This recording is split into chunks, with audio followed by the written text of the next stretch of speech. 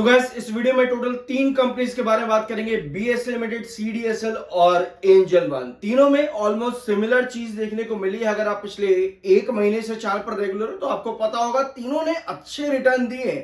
400-500 रुपए ऊपर देखने को मिला है पिछले लगभग 1 महीने के अंदर। ये तीनों ही स्टॉक्स के अंदर अच्छे रिटर्न आए। अब क्या पोजीशन बन रही है तीनों की चार्ट पर? अगर आप पहली बार चैनल पर आए हो तो मैं आपको बता दूं, कमेंट आप कोई भी कमेंट आप करोगे किसी भी टॉपिक पर, उसके पहले आप चैनल पर जाकर के एक बार देख लेना कि उस टॉपिक पर ऑलरेडी एक वीडियो अवेलेबल है या नहीं। इन्फोबीम पर आपकी रिक्वेस्ट है, उस पर ऑलरेडी चैनल पर अवेलेबल है। ओला पर आपकी रिक्वेस्ट है, उस पर भी अवेलेबल है। तो एक बार चेकआउट कर लिया करो कि वो चैनल पर अवेलेबल है या फिर नहीं। ठीक है, तो शुरुआत करते हैं। VRNISM 7 सर्टिफाइड, सब्सक्राइब जरूर कर देना। सबसे पहले शुरू करेंगे आपके BSE लिमिटेड से। BSE लिमिटेड का Q2 का प्री एनालिसिस हम ऑलरेडी चैनल पर ले चुके हैं अच्छी तरह से कि कंपनी के रिवेन्यूज क्या देखने को मिल सकते हैं, यानी कि सेल्स, कंपनी के एक्सपेंसेस के क्या ओपीएम पर क्या इफेक्ट पड़ेगा, अब कंपनी के प्रॉफिट और साथ में कंपनी का टैक्स परसेंटेज। टोटल ये 4 पॉइंट्स हैं जो कंपनी के Q2 के हम डिस्कस कर चुके हैं। और कंपनी के रिवेन्यू की जो पॉसिबिलिटी है आपके BSE लिमिटेड में वो ये है कि कम से कम इस बार कंपनी 1000 करोड़ का रिवेन्यू टच कर सकते हैं। ये पॉसिबिलिटी है काफी ज्यादा है, क्योंकि सितंबर quarter in comparison with June strong देखने को मिलता है BSE लिमिटेड का। और ऑलरेडी कंपनी बेंचमार्क तो क्रिएट कर ही रही है हर क्वार्टर में ऑलमोस्ट। ठीक है, MFI 89 का है जो कि बेरिश है, 66.9 का आपका RS है। टेक्निकल्स न्यूट्रल प्लस बेरिश अभी भी यहां पर बने हुए हैं। और चार्ट पेन पे क्या कंडीशन यहां पर है? ठीक है, ये है आपका BSE लिमिटेड का चार्ट 2520। ये आपका इंपॉर्टेंट रिस्ट्रिक्शन है। और साथ में अगर आप देखोगे 2470, 2520, ये आपका रिस्ट्रिक्शन का कंसोलिडेशन जोन। और अभी आपके पास टेक्निकल बेरिश है, यानी कि ऐसी कंडीशन पर आपके पास सेलिंग ज्यादा आएगी। जब भी आप किसी एक रिस्ट्रिक्शन लेवल पर होते हो और वहां पर आपके बेरिश टेक्निकल्स हो, उस कंडीशन पर चार्ट पे आपको सेलिंग भी नजर आ रही है एग्जैक्ट उसी रिस्ट्रिक्शन पर 2520 पे। तो इसका मतलब ये है कि स्टॉक अभी करेक्शन की तरफ जा सकता है। ठीक है, अब करेक्शन के लिए कैंडल भी हमको मिलनी चाहिए। कैंडल हमारे पास क्या होनी चाहिए करेक्शन के लिए? एक बार यहां पर आओ, पहले मैं आपको ना पीछे का दिखा देता हूं एक बार, ताकि आपको क्लैरिटी एक मिले। देखो, अगर आप अगस्त के महीने में आते हो तो आपको नजर आता है कि 2520, 2470 पहले भी ये इंपॉर्टेंट रिस्ट्रिक्शन आपके रहे हैं और यहां पर भी आपकी सेलिंग थी। और फिर आपके पास अचानक से एक सेशन में बेरिश कैंडल फॉर्म होती है जो कि 2340 के पास एक बेस बना लेती है। ठीक है, अभी सिमिलर कंडीशन आपकी BSE लिमिटेड में प्रेजेंट के अंदर बनी हुई है। ठीक है, प्रेजेंट में भी सिमिलर कंडीशन आपके पास सेलर आ रहे हैं। अगर आपको यहां पर स्टिल आप ऑप्टिमिस्टिक हो कि भैया नहीं यहां से तेजी बनेगी, कोई गिरावट नहीं होने वाली है, अगर आप इतना ऑप्टिमिस्टिक हो तो आपके पास नेक्स्ट सेशन के अंदर कैंडल का फॉर्मेशन कुछ इस तरह का होना चाहिए। एक ग्रीन कैंडल जिसकी नीचे की टेल लंबी हो और वो बायर को इंडिकेट करे, और दिन के आखिर में आपके पास स्टॉक में 2520 के रिस्ट्रिक्शन के ऊपर सस्टेनेबल क्लोजिंग आए। उसको कहते हैं कि आपका ब्रेकआउट यहां पर बन सकता है डिस्पाइट इसके कि आपका MFI 89 पर है। और अगर ऐसा होता है तो आपका नेक्स्ट रिस्ट्रिक्शन आता है 2620 पे। ठीक है, अगर ये पॉसिबिलिटी आपकी आ रही है। दूसरी कंडीशन आपकी ये है कि आपके पास सेलिंग बहुत है 2520 पर। तो ऐसे में अगर आपके पास कोई भी एक इस तरह की कैंडल बन जाती है जो कि 2470 के नीचे क्लोजिंग देती है, इसका मतलब ये है कि आप कहीं ना कहीं ब्रेक डाउन की तरफ जा रहे हो, टेक्निकल्स को नीचे लेकर के आ रहे हो, कूल डाउन कर रहे हो, तो उस कंडीशन पे 2340 आपका बेस है।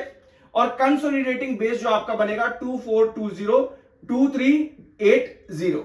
ठीक है, ये है BSE लिमिटेड की पोजीशन। कैंडल के साथ में आगे ये चीज यहां पर क्लियर हो चुकी होगी। अब आगे बढ़ने से पहले सब्सक्राइब जरूर कर देना, कॉज VRNISM 7 सर्टिफाइड। ठीक है, अब आते हैं आपके नेक्स्ट स्टॉक पे।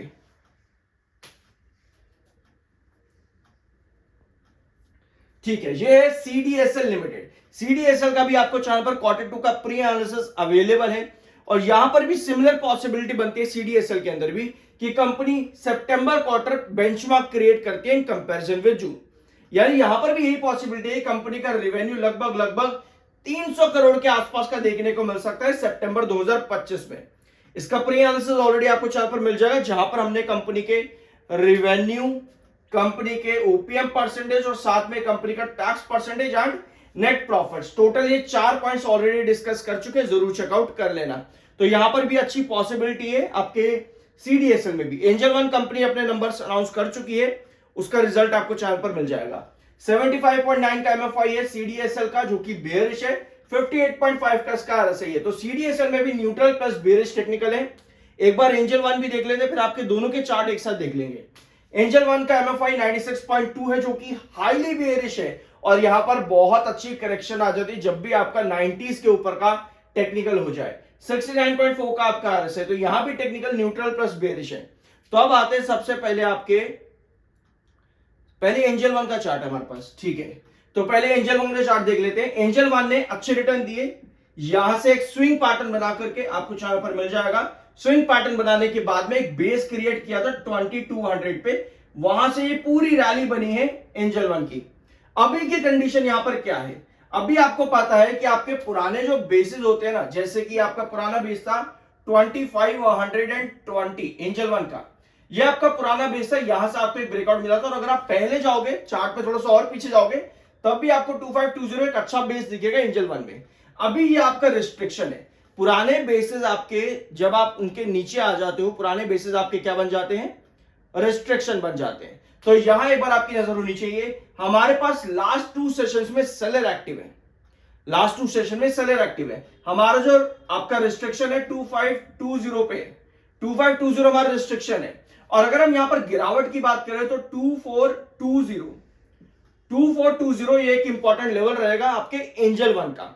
यानी कि कमिंग सेशन में अपने टेक्निकल्स बेरिश देखते हुए आपके पास कुछ इस तरह कैंडल का फॉर्मेशन आता है, तो वहां पर आपको अलर्ट होने की जरूरत है कि 2420 से यहां पर आपको बेस बनाना है। अगर नहीं बना पाता तो और लंबी करेक्शन चल सकती है, जहां पे 2350 आपका क्रूशियल बेस आता है, ठीक है। बट टेक्निकल बेरिश है, तो ऐसे में हम क्या लेते हैं, एक छोटा ऑप्टिमिस्टिक भी ले लेते हैं आप लोगों के लिए, कि आप अगर ऑप्टिमिस्टिक हो यहां पर स्टिल, डिस्पाइट इसके कि आप एक रिस्ट्रिक्शन पर हो, टेक्निकल बेरिश है, अगर आप स्टिल ऑप्टिमिस्टिक हो, तो हमारा जो रिस्ट्रिक्शन आता है, एक ब्रेकआउट हम ले भी लेते हैं यहां पर इस तरह का, इस तरह की कैंडल फॉर्मेशन आपके पास बन भी जाती है, तो 2550 ये आपका इंपॉर्टेंट रिस्ट्रिक्शन आता है, ठीक है। आपके पास इस तरह की कैंडल फॉर्म हो सकती है जहां पर अप ट्रेंड मिले सेशन में, बट क्लोजिंग डाउन ट्रेंड के अंदर ही है। मतलब कि एक ब्रेकआउट देने के बाद में उसी सेशन के अंदर दिन के आखिर में आपके पास सेलर एक्टिव होकर के कुछ इस तरह कैंडल का फॉर्मेशन आपके पास देखने को मिले एंजल वन में। अब आते हैं सीडीएसएल में। तो सीडीएसएल भी आपको चैनल पर अवेलेबल है 1480, ये इसका इंपॉर्टेंट बेस था। उसके बाद में 1580 ये आपका मिड रिस्ट्रिक्शन, और क्रूशियल रिस्ट्रिक्शन इसमें 1680 का। ये तीनों लेवल्स आपको पिछले 1 महीनों से चैनल पर मिले रहे सीडीएसएल के। अब कंडीशन आपकी क्या है यहां पर सीडीएसएल के अंदर, इसको थोड़ा जूम इन करते हैं एक बार।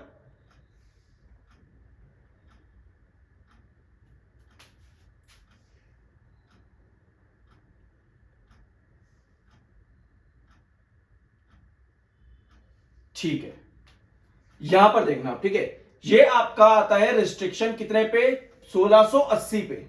1680 आपका टॉप का रिस्ट्रिक्शन है सीडीएसएल का, ठीक है। रिसेंटली आपके पास 1680 तो नहीं आया, लेकिन उसके पहले ही आपके पास सेलिंग आई है, और लगातार सभी सेशन में 1680 के पास जाने से पहले ही आपके पास लगातार सेलिंग है। तो ऐसे में 1580 आपका एक बन जाता है बेस, 1580 आपका बेस है। मुझे पर्सनली लगता है कि एक बार फिर से सीडीएसएल जो है कुछ इस तरह की पोजीशन क्रिएट कर सकता है, क्योंकि टेक्निकल बेयरिश ओवरबॉट यहां पर भी 80s के ऊपर। तो ऐसे में इस तरह की कैंडल अगर आपकी बनती है, तो यहां पर भी आपका ब्रेकआउट पॉसिबल है, बट उसी सेशन के अंदर सस्टेनेबिलिटी क्रिएट हो पाना मुश्किल है, तो वहां आपके पास सेलिंग आ सकती है। तो 1580 आपका रहेगा इंपॉर्टेंट बेस। यहां सस्टेन करता है तो आप इसमें कंसोलिडेशन के साथ लॉन्ग टर्म के लिए जा सकते हो। अदरवाइज यहां पर भी आपके पास 1580 के नीचे इस तरह की कैंडल अगर फॉर्म हो जाती है, तो इसमें भी आपकी गिरावट की पॉसिबिलिटी बनती है सीडीएसएल में भी। देखो यार, अब आपको लगेगा भैया तूने तो तीनों ही स्टॉक गिरा दिए बैठा करके।